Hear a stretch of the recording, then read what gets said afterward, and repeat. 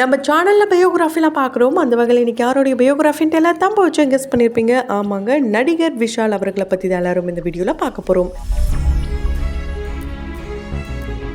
இவரை பற்றி பார்க்கறதுக்கு முன்னாடி இது வரைக்கும் யாரெல்லாம் நம்ம சினி சமூகம் சேனலை சப்ஸ்கிரைப் பண்ணலையோ அவங்க எல்லாரும் மறக்காம சப்ஸ்கிரைப் பண்ணிடுங்க. பக்கத்தில் இருக்க பெல் ஐக்கானையும் மறக்காம ப்ரெஸ் பண்ணிடுங்க. கிட்டத்தட்ட 25 வருஷமா இண்டஸ்ட்ரியை செம்மையா கலக்கிட்டு வந்தவர் தான் விஷால் அவர்கள். சில தோல்விகள் இடையில வந்திருந்தாலும் அதை எல்லாத்தையுமே கடந்து இப்போ ஒரு சக்சஸ்ஃபுல் ஆக்டரா வளம் வந்துட்டு இருக்காரு. அண்ட் அது மட்டும் இல்லாம அவர் பண்ற ஒவ்வொரு விஷயங்களுமே ட்ரால் செய்யப்பட்டாலும் சமீபத்தில் என்னாச்சு இவருக்கு அப்படின்னு கேட்கிற வகையில தான் இப்போ ஒரு வீடியோ சோஷியல் மீடியால வைரல் ஆயிட்டு இருக்கு. இவருக்கு இந்த நிலைமை வந்திருக்க கூடாது, எப்படிப்பட்ட ஒரு ஃபிட்னஸ் ஃப்ரீக், மலை மாதிரி இருந்தாரே, கெட் வெல் சூன் விஷால் அப்படின்ற ஹேஷ்டாக்லாம் கூட ட்ரெண்ட் ஆயிட்டு இருக்கு. மதகஜ ராஜா இந்த படம் பாத்தீங்கன்னா கிட்டத்தட்ட 12 வருஷமாவே ரிலீஸ் பண்ணணும் முடிவு பண்ணி இப்பதான் அதுக்கான ஒரு விடிவு காலமே வந்திருக்குன்னு சொல்லலாம். ஏன்னா இந்த படம் இப்போ பொங்கலுக்கு ரிலீஸ் பண்ண போறாங்க. ஏன்னா விடாமுயற்சியை கைவிட்டதுனால இப்போ இந்த படம் வந்து ரிலீஸுக்கு தயாராயிருக்கு. இந்த படத்தோடைய ப்ரீ ரிலீஸ் ஈவெண்ட் சமீபத்தில் நடந்தது. இந்த ஈவெண்ட் சுந்தர் சி அவர்கள், குஷ்பா அவர்கள், விஜய் ஆண்டனி அவர்கள், இப்படி பல நட்சத்திரங்களும் வந்திருந்தாங்க. ஸோ இதுல விஷால் அவர்கள் பேசுறதுக்கு மைக் எடுக்கும் போதே அவருடைய கைகள் கால்கள் அவரால் பேச முடியல. நார்மல் விஷால நம்ம பார்க்கலன்னு தான் சொல்ல முடியும். ஏன்னா அந்த அளவுக்கு கை கால் நடுக்கங்கள் இருந்தது. அதை பார்த்துட்டு என்னாச்சு விஷாலுக்கு, ஏன் இப்படி கை கால்லாம் நடுங்குது அப்படின்ற கேள்விகள் பார்வையாளருக்கு வந்தாலும் அந்த நேரத்தில் டிடி அவர்கள் ரொம்ப அழகாவே ஹேண்டில் பண்ணாங்கன்னு சொல்லலாம்.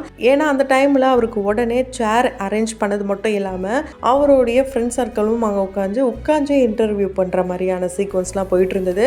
அதே மாதிரி வைரல் ஃபீவர் அப்படின்ட்டும் அவங்க சொல்லிட்டு இருந்தாங்க.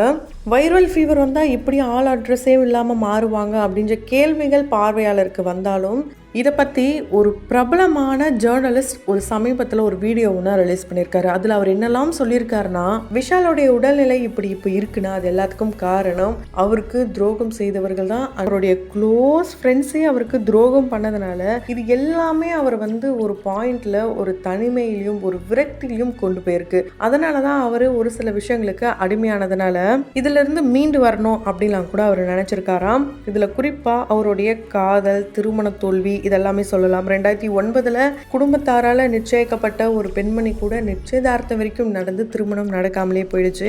அதுக்கப்புறம் ஒரு சில நடிகைகள் கூட அவர் திருமணம் பண்ண போறாரு அப்படின்லாம் செய்திகள் வந்தது. காதல்ல இருந்தாரு அப்படின்லாம் சொல்லப்பட்டது. இது எல்லாத்தையுமே ஓவர் கம் பண்ணி வர்றதுக்கு அவர் ஒரு தெரபிஸ்டையும் மேற்கொண்டாராம். அந்த தெரபிஸ்ட் அப்போ கூட கவுன்சிலிங்லாம் கொடுக்கும் போது ஒரு சில மெடிசன்ஸ்லாம் கூட எடுத்திருக்காங்க.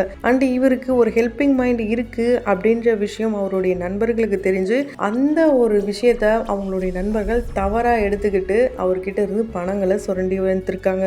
அதுக்கு எக்ஸாம்பிளா என்ன சொல்லலாம்னா, இவர் வந்து அப்பு அவர்கள் இறந்தப்போ, அதாவது நடிகர் புனித் ராஜ்குமார் அவர்கள் இறந்தப்போ அவர்கிட்ட இருந்த அந்த 1000 குழந்தைகளுடைய கல்வி செலவை இவர் ஏத்துக்கிறேன் அப்படின்னு சொல்லியிருப்பாரு.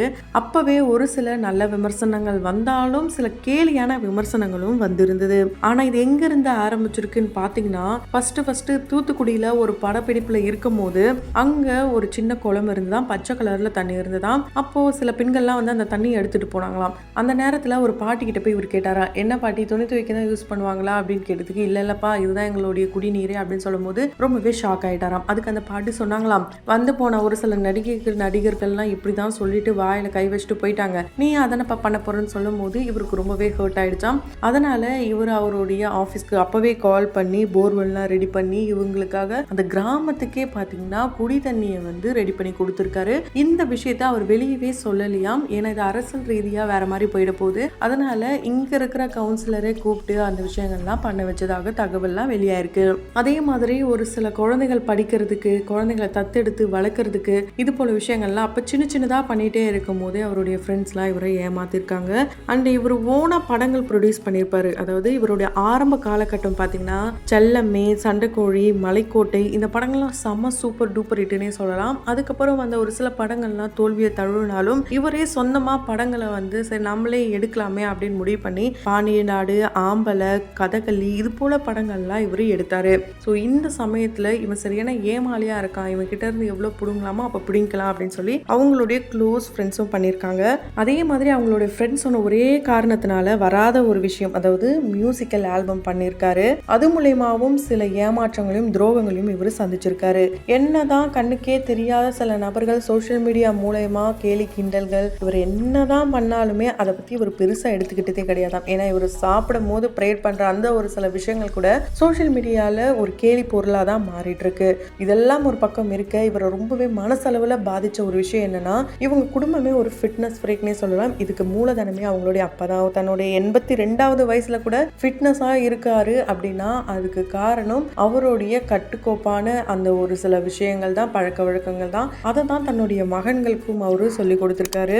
அதுக்காகவே அவருடைய கார்கள்லாம் வித்துட்டாராம், சைக்கிளை தான் பயன்படுத்தியிருக்காரு. அப்படி ஒரு நாள் சைக்கிள்ல போயிட்டு இருக்கும் போது கீழே விழுந்திருக்காரு. அந்த சமயத்துல ஒரு குடும்பமே இவரை பார்த்து கேலி கிண்டல் பண்ணதாக, நான் ரத்த வெள்ளத்துல இருக்கேன், அதை பார்த்துட்டு கூட அவங்களுடைய மனசு இறங்கல, கேலி கிண்டல் பண்றாங்க, அவங்களுடைய குழந்தைய கூட கூப்பிட்டு காட்டுற அளவுக்கு நான் அந்த அளவுக்கு மோசமானவன் கிடையாது, நான் யாரையுமே ஏமாத்தல, எல்லாரும் நல்லா இருக்கணும் அப்படின்னு நினைக்கிறாள் தான், நானும் ஒரு மனுஷன் தானே, நான் தனிமையில ஜாலியா இருக்கேன், அப்படிலாம் என்னால எப்படி சொல்ல முடியும், எனக்கும் மனவலி எல்லாமே இருக்கு இப்படின்ட்டு அவர் ஒரு சமீபத்துல கூட ஒரு ஓப்பனான ஒரு ஸ்டேட்மெண்ட்டை கொடுத்திருந்தாரு ஒரு இன்டர்வியூல. ஸோ சத்தியம் படம்லாம எடுத்துக்கிட்டோன்னா பக்காவான போலீஸ் ஆஃபீஸரா இருப்பாரு. அந்த படத்துக்காக இவர் 6 பேக்காக சில சைட்லாம் எடுத்ததாக அப்போ காட்டாத சில பின்விளைவுகள் இப்போ காட்டியிருக்கு அப்படின்னு சொல்லப்படுது. ஸோ இவர் எந்த அளவுக்கு ஒரு சோஷியல் ரெஸ்பான்சிபிள் பர்சன்னா ஹெல்பிங் மைண்ட் மட்டும் கிடையாதுங்க, சமுதாயத்தில் நடக்கிற ஒரு சில அநீதிகளுக்கு எதிராக குரல் கொடுத்தவர் தான். குறிப்பாக பெண்களுக்கு ஏதாவது பிரச்சனை நடக்குதுன்னா இவருடைய குரல் கண்டிப்பாக எழும். அந்த வகையில் மலையாள இண்டஸ்ட்ரியில் பார்த்தீங்கன்னா ஹேமா கமிட்டி ஒன்று வந்தது. அந்த சமயத்தில் நிறைய பேர் கிளம்பி வந்தாங்கன்னே சொல்லலாம். அந்த கேஸில் சிக்கினாங்க. அப்போ இவர் என்ன சொல்லியிருப்பாருன்னா, யாராவது பெண்களை இப்படி கூப்பிட்றாங்க அப்படி கூப்பிட்றாங்க இதுக்கு கூப்பிட்றாங்க அப்படின்னா அந்த பெண்கள் மன தைரியத்தோடு இருக்கணும், அவங்களை இதால் அடிக்கணும் அப்படின்ட்டு ஒரு சில எக்ஸாம்பிள்லாம் அவர் சொல்லியிருப்பாரு. விஷால் அவர்களுக்கு இப்போ 47 வயசு ஆகுது. இவர் பார்த்தீங்கன்னா கூடிய சீக்கிரம் நான் மேரேஜ் பண்ணிக்கிறேன் அப்படின்னு சொல்லியிருக்காரு. ஏன்னா பிரேம்ஜி அவர்களுக்கே மேரேஜ் ஆயிடுச்சு, உங்களுக்கே ஆகலை அப்படின்ட்டு சமீபத்தில் கூட ஒரு இன்டர்வியூவில் கேட்டிருப்பாங்க. அப்போ இவர் சொல்லும் போது கூட, ஏங்க நான் தனிமரமாக இருக்கிறேன்னு சொல்கிறேன், அப்படிலாம் ஒன்றும் இல்லைங்க, மேரேஜ் பண்ணிக்கிறேன் அப்படின்னு அவர் சொல்லியிருக்காரு, டைம் வரட்டும் அப்படின்னு சொல்லியிருக்காரு. இவருடைய டெடிகேஷன் லெவல் சினிமாவை பொறுத்த வரைக்கும் எந்த அளவுக்குனா, தன்னுடைய உயிரை கொடுத்தாவது அந்த காட்சி எடுக்கணும் நடிக்கணும் அப்படின்றது தான் அவருடைய முழு மூச்சாவே இருந்திருக்கு. அதுக்கு எக்ஸாம்பிளா மார்க் ஆண்டனி படத்தப்போ ஒரு மிகப்பெரிய அசம்பாவிதம் நடந்திருக்கு. அது என்னன்னா, ஒரு பெரிய அந்த ட்ரக் பார்த்தீங்கன்னா இவங்களுடைய மேலே, அதாவது டிரைவருடைய முயற்சியால் மட்டும்தான் இப்போ இவங்க 2 பேருமே உயிரோடு இருக்காங்களாம். ஏன்னா எஸ்ஜே சூர்யா அவர்களும் விஷால் அவர்களும் ஒன்றா இருக்கும் போது அந்த ட்ரக் இவங்களை நோக்கி வந்துட்டே இருந்ததா, ஒரு செகண்ட் உயிர் போயிடுச்சு அப்படின்னு கூட நினைச்சாங்களா. நரகத்தை பார்த்துட்டு வந்தாங்களா, மேலே இருந்து கீழே வந்திருக்காங்க. கிட்டத்தட்ட 109 தையல்கள் இவருடைய உடம்புல இருக்காங்க. அது இவருடைய வாழ்க்கையோட ரீபர்த் அப்படின்னு சொல்லியிருக்காரு. ஸோ வாழ்க்கைன்னு எடுத்துக்கிட்டா எல்லாமே இனிக்காது, சில கசப்பான விஷயங்கள் நடக்கும், அது எல்லாத்தையுமே கடந்தாதான் வாழ்க்கை இனிப்பாக மாறும் அப்படின்ட்டு பல பேருக்கும் ஒரு அவேர்னஸ்க்காக இவருடைய வாழ்க்கையில் நடந்த சில விஷயங்களையுமே சொல்லியிருக்காரு. ஸோ கண்டிப்பாக விஷால் அவர்கள் மீண்டு வருவார். இது எல்லாத்தையுமே ஒரு சக்ஸஸ் மீட்டில், அதாவது மதகஜ ராஜா படத்தோடைய ப்ரீ ரிலீஸில் தான் இவர் இந்த மாதிரி இருக்காரு. கண்டிப்பாக அவருடைய வெற்றி விழா அப்போ நம்ம எல்லாருமே இவரை பழைய விஷால் அவர்களாக பார்ப்போம் அப்படின்றதையும் எதிர்பார்க்கலாம். அந்த வகையில் விஷால் அவர்களை உங்களுக்கு எந்த அளவுக்கு ரொம்ப பிடிக்கும் அப்படின்றத கமெண்ட் பாக்ஸில் மறக்காம கமெண்ட் பண்ணுங்க. தொடர்ந்து பயோகிராஃபில் பார்த்து என்ஜாய் பண்ணணும்னு நினச்சிங்கன்னா உடனே நம்ம சினி சமூகம் சேனலை சப்ஸ்கிரைப் பண்ணிட்டு பக்கத்தில் இருக்க பெல் ஐக்கானையும் மறக்காம பிரஸ் பண்ணிடுங்க.